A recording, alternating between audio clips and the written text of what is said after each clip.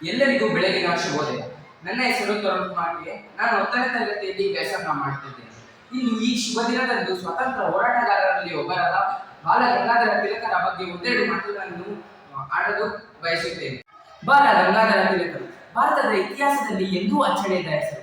ಭಾರತೀಯ ಸಮಾಜ ಸುಧಾರಕರು, ಸ್ವತಂತ್ರ ಚಳವಳಿಕಾರರಲ್ಲೇ ಜನಪ್ರಿಯ. ಜನರಿಂದ ಇವರಿಗೆ ಸಾಮೂಹಿಕವಾಗಿ ನಾಯಕ ಎಂದು ಘೋಷಿಸಲ್ಪಟ್ಟಿದ್ದರಿಂದ ಇವರಿಗೆ ಲೋಕಮಾನ್ಯ ಎಂಬ ಬಿರುದು ಅವರ ಹೆಸರಿನ ಮುಂದೆ ದೊರೆತಿದೆ. ತಿಲಕರು ತಮ್ಮ ಜೀವನದಲ್ಲಿ ಶಿಕ್ಷಕರಾಗಿ, ಪತ್ರಕರ್ತರಾಗಿ, ವಕೀಲರಾಗಿ, ತಜ್ಞರಾಗಿ, ಗಣಿತಶಾಸ್ತ್ರಜ್ಞರಾಗಿ, ತತ್ವಶಾಸ್ತ್ರಜ್ಞರಾಗಿ, ಸಮಾಜ ಸುಧಾರಕರಾಗಿ ಹೀಗೆ ಹಲವಾರು ಪಾತ್ರಗಳಲ್ಲಿ ಕಾರ್ಯಗಳನ್ನು ನಿರ್ವಹಿಸಿದ್ದಾರೆ. ಬ್ರಿಟಿಷರ ಗುಲಾಮಗಿರಿ ಆಡಳಿತದಿಂದ ಹೊರಬಂದು ಭಾರತೀಯರು ಸ್ವತಂತ್ರರಾಗಬೇಕೆಂದು ಕನಸು ಕಂಡ ಧೀಮಂತ ವ್ಯಕ್ತಿತ್ವ ಇವರದ್ದು.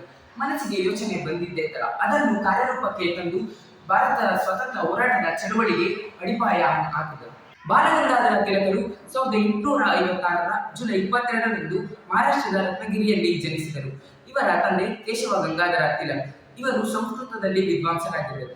ಬಾಲಗಂಗಾಧರ ತಿಲಕರು ತಮ್ಮ ಸಾರ್ವಜನಿಕ ಮತ್ತು ರಾಜಕೀಯ ಜೀವನವನ್ನು ಆರಂಭಿಸಿದ್ದು ಸಮಾಜ ಸುಧಾರಕರಾಗಿ ಮತ್ತು ಸ್ವತಂತ್ರ ಚಳವಳಿಗಾರರಾಗಿ. ಸ್ವರಾಜ್ಯ ಸ್ವ ಆಡಳಿತ ಕಾನೂನನ್ನು ಇವರು ಪ್ರಚುರಿಸಿದರು. ಇವರು ಭಾರತದ ಸ್ವತಂತ್ರ ಚಳವಳಿಯ ಕಿಚ್ಚನ್ನು ಹೆಚ್ಚಿಸಲು ಮರಾಠ ಮತ್ತು ಕೇಸರಿ ಎಂಬ ಪತ್ರಿಕೆಗಳನ್ನು ಪ್ರಕಟಿಸಿದರು. ಸ್ವರಾಜ್ಯ ನನ್ನ ಆಜನ್ಮ ಸಿದ್ಧ ಹಕ್ಕು, ಅದನ್ನು ಪಡೆದೇ ತೀರುತ್ತೇನೆ ಎಂಬ ಘೋಷವಾಕ್ಯ ಲಕ್ಷಾಂತರ ಯುವಕರ ಜೀವನದಲ್ಲಿ ಉತ್ಸಾಹ ತುಂಬಿಸಿತು.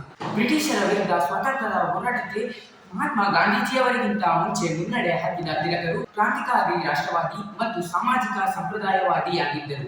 ತಮ್ಮ ಸ್ವತಂತ್ರ ಹೋರಾಟದ ಜೀವನದಲ್ಲಿ ಇವರು ಹಲವಾರು ಬಾರಿ ಕಾರಾಗೃಹ ವಾಸ ಶಿಕ್ಷೆಯನ್ನು ಅನುಭವಿಸಿದ್ದರು. ತಿಲಕರು 1891ರ ಒಪ್ಪಿಗೆ ಮಸೂದೆಯನ್ನು ವಿರೋಧಿಸಿದರು. ಹಿಂದೂ ಧರ್ಮದ ವಿರುದ್ಧ ಹೋಗುವುದು ಅಪಾಯಕಾರಿ ಎಂಬುದು ಇವರ ವಾದ.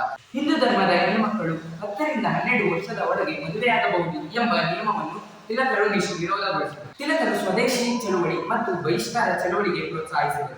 ವಿದೇಶಿ ವಸ್ತುಗಳ ಬಳಕೆ ಮತ್ತು ಮಾರಾಟ ಮಾಡುವುದನ್ನು ನಿಷೇಧಿಸಲು ಇವರು ಒತ್ತಾಯಿಸಿದರು ಎಂಬುದನ್ನು ತಿಳಿಸುತ್ತಾ ಲೋಕಮಾನ್ಯ ಬಾಲಗಂಗಾಧರ ತಿಲಕರ ಬಗ್ಗೆ ಒಂದೆರಡು ಮಾತುಗಳನ್ನು ಆಡಲು ಅವಕಾಶ ನೀಡಿದ ತಮಗೆಲ್ಲರಿಗೂ ಹೃತ್ಪೂರ್ವಕ ಧನ್ಯವಾದಗಳು. ಜೈ ಹಿಂದ್.